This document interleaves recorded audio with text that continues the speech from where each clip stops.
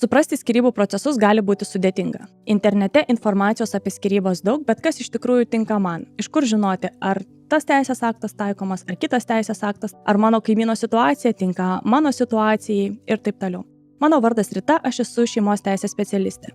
Pirmiausia, klientams, turbūt ir jums kyla klausimas, nuo ko pradėti man procesą. Kur kreiptis, kokių dokumentų man reikės ir kaip atrodys iš vis procesas. Dažnas klausimas taip pat yra, ar jeigu sutuoktinis nesutiks nutraukti santuokos, teismas santuoką nutrauks. Taip, tai pirmiausia pradėsiu nuo to, kad nepaisant to, jeigu sutuoktinis ar sutuoktinė nesutinka, o jūsų valia santuoką nutraukti yra, tai teismas santuoką nutraukia. Antra, jums būtina susitarti dėl turto padalinimo, dėl kreditorinių įsipareigojimų vykdymo ir dėl to, su kuo liks gyventi nepilnamečiai vaikai, koks išlaikymas jiems bus skiriamas, kokia bendravimo tvarka su skyrium gyvenančiu tėčiu ar mama bus nustatoma. Jeigu jūs dėl visų šitų sąlygų susitarėte, tuomet yra rengiama sutartis dėl santuokos nutraukimo pasekmių, kurią tvirtina teismas arba notaras.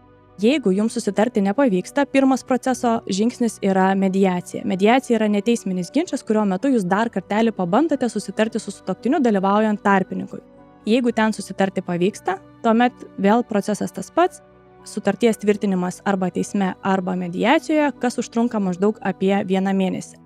Jeigu susitarti nepavyksta, prasideda ginčo teisena, teisminis procesas, jūs galite reikšti ieškinį, jūsų sutuoktinis ar sutuoktinė gali reikšti ieškinį ir kelti reikalavimus dėl santuokos nutraukimo.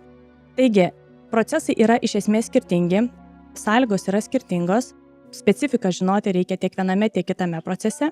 Per 13 praktikos metų padėjau tikrai daugeliui klientų sėkmingai pabaigti skyrybų procesus ir didžioji dalis buvo taikos sutartis. Nes mano matymas yra toks, kad susitarti visada yra geriau, nei eilę metų bylinėtis teisme ir negauti iš to praktiškai jokio gero ar savo labai tinkamo rezultato.